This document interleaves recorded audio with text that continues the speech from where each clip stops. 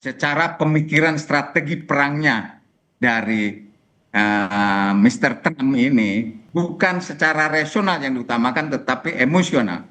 Karena merasa arogan dan merasa paling hebat dan bisa menguasai dunia. Kapal Iran tenggelam di torpedo Amerika Serikat. Ironisnya, kapal itu ditengarai ditembak tidak dalam posisi bertempur, tapi dalam perjalanan pulang usai mengikuti latihan bersama Angkatan Laut India di Teluk Benggala. Apakah ini akan memicu perang yang lebih luas dan berkepanjangan? Kami akan diskusikan bersama dengan para narasumber. Bergabung saat ini mantan Kepala Staf Angkatan Udara, Marsikal Purnawirawan Agus Supriyatna, dan pakar geopolitik serta keamanan nasional Wibawanto Nugroho Widodo. Selamat sore semuanya dengan Tifal di sini. Selamat sore, Tiba. Baik, terima kasih semua sudah bergabung. Selamat sore.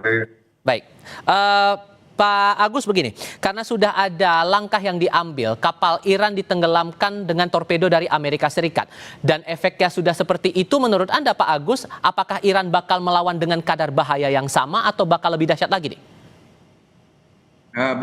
Begini Pak Tifa, kalau kita lihat perang yang sekarang dilaksanakan oleh Amerika dan Israel kepada Iran, ini udah terlihat bahwa secara pemikiran strategi perangnya dari Mr. Trump ini adalah karena bukan secara rasional yang diutamakan, tetapi emosional.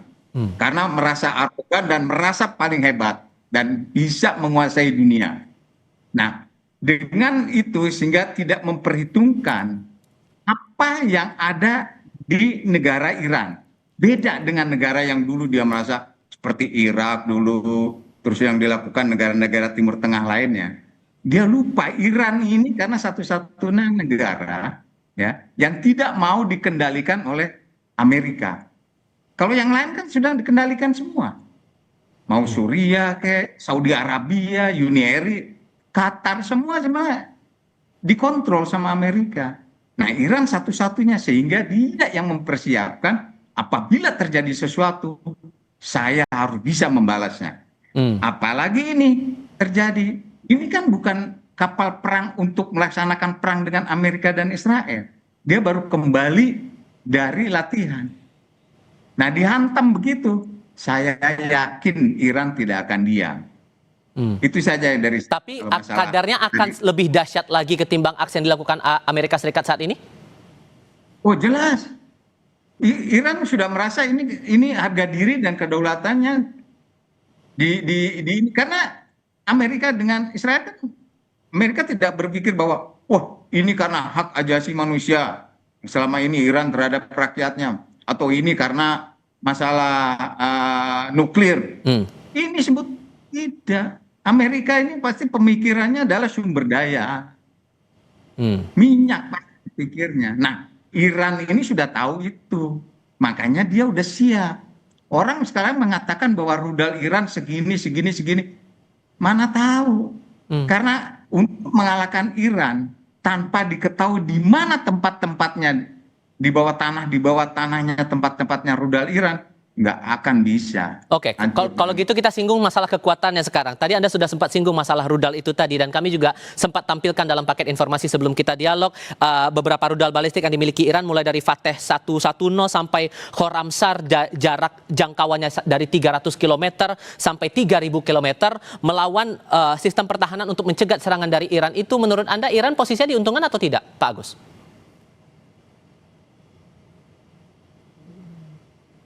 Pak Agus, kami alami gangguan koneksi, tampaknya kami coba perbaiki dulu komunikasi dengan Agus Supriyatna.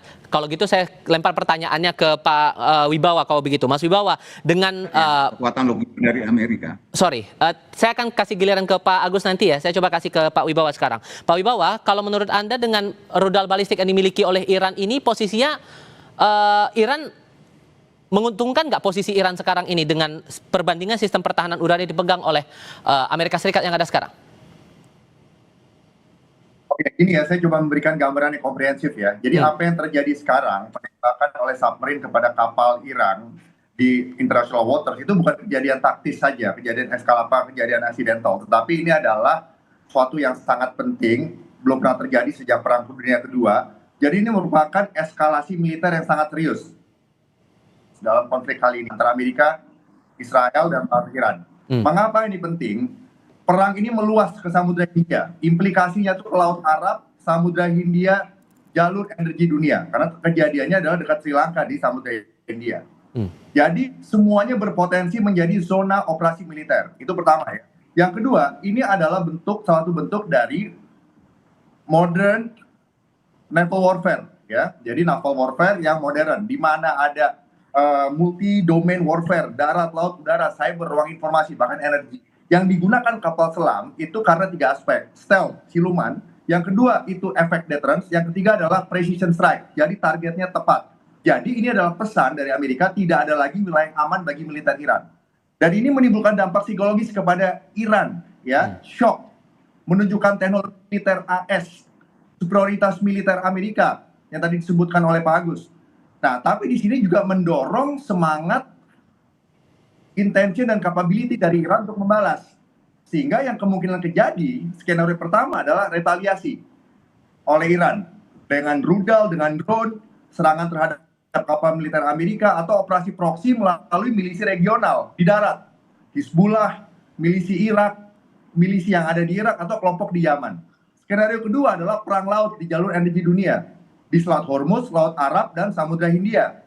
Nah ini bahaya karena 20-30% perdagangan minyak dunia melewat kawasan ini. Ini harga minyak akan naik, ekonomi dunia tergoncang, implikasi kemana-mana. Dan yang ketiga, eskalasi ini menuju konflik sistemik. Akan banyak negara yang terlibat, Amerika, Israel, Iran, dan proksi-proksi lainnya. Jadi kekuatan besar lain secara tidak langsung akan ikut. Nah implikasinya ke kita udah pasti global, secara ekonomi, keamanan maritim karena wilayah udah masuk Samudra Hindia, masuk ke wilayah arsitektur keamanan Indo-Pasifik, dan ini merupakan bagian penting dari keamanan Indonesia sendiri. Bukan hanya militer, tetapi juga global. Makanya Indonesia harus mempunyai otonomi, ketahanan nasional, dan juga diplomasi. Itu dari saya. Kalau melihat efeknya sedemikian rupa, tampaknya kalau publik awam melihatnya nih PBB belum terlihat nih menunjukkan aksinya. Benarkah kalau disebutkan peran PBB benar-benar lumpuh total di tengah konflik ini? Anda sepakat atau tidak kalau ada pandangan itu? Saya tidak sepakat ya. Jadi di PBB itu kan ada P5 ya, di mana di P5 sendiri sekarang terpecah menjadi 2 kubu kan, antara Amerika, Inggris, Prancis, Rusia, dan Cina. Jadi di sini sedang terjadi yang namanya ongoing process of negotiation dan juga intelligence communication. Itu bahasa Inggrisnya. Jadi artinya sebelum ada sesuatu yang PBB putus, saat ini terjadi engagement di balik layar, di mana ada perlombaan antara bagaimana diplomasi itu menyelesaikan masalah ini, berlomba dengan kecepatan perang yang bisa sangat cepat intensitasnya dan juga melebar scope of geografinya. Jadi tunggu aja PBB untuk memberikan statement.